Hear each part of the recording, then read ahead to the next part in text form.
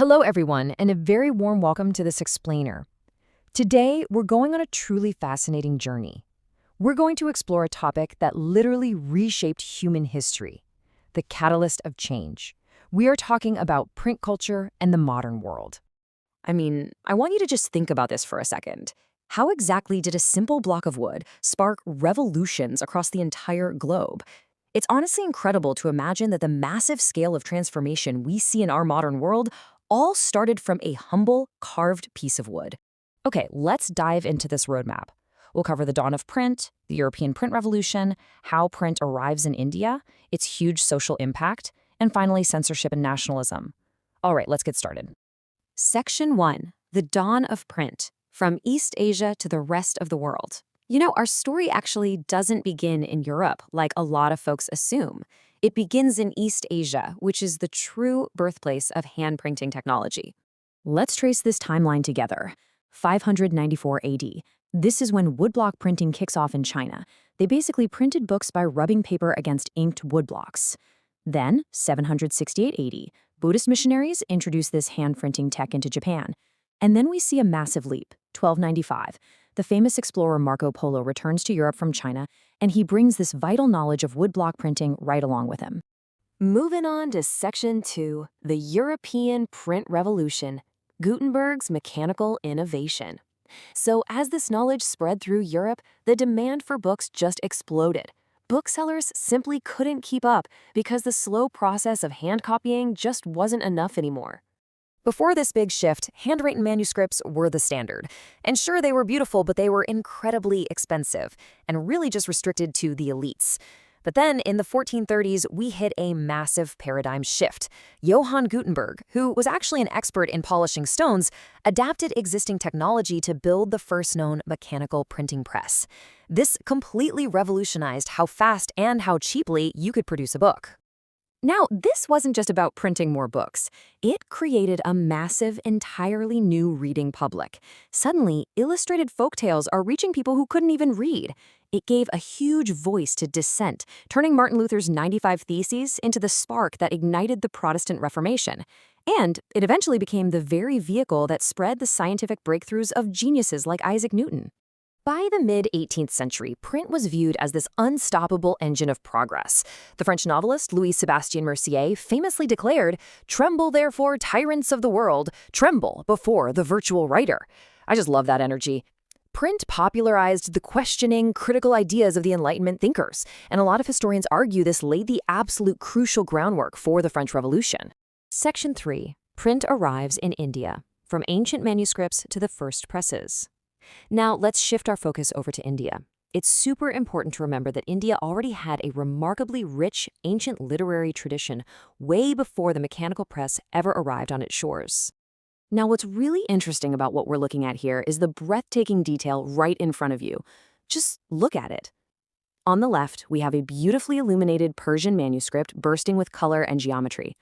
And on the right, a highly delicate Indian palm leaf manuscript with unbelievably precise etching.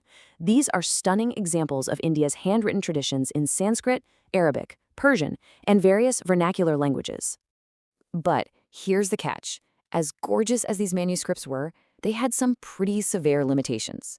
They were highly expensive to produce, extremely fragile to handle, and, again, mostly restricted to the elites. Because of their sheer fragility and cost, they just couldn't be used to spread mass literacy to everyday people. So, the mechanical press actually arrived in a staggered journey. First, Portuguese missionaries brought it to Goa in the mid-16th century, which led to the very first Tamil book by 1579. But the English press? Well, that took a bit longer. It finally bloomed in the late 18th century with James Augustus Hickey's Bengal Gazette, and this eventually empowered Indian reformers like Ram Mohan Roy, who famously published the Sambad Kaumudi by 1821. Section 4. Social Impact of Print, a New Visual and Literary Culture. As cheap print started infiltrating everyday Indian life, it sparked massive societal shifts. It wasn't just about text anymore, it was about shaping culture. Take a look at the fascinating social commentary going on in this 19th century woodcut. You have the Indian Sahib depicted holding a liquor bottle, while the Mem Sahib is playing the violin.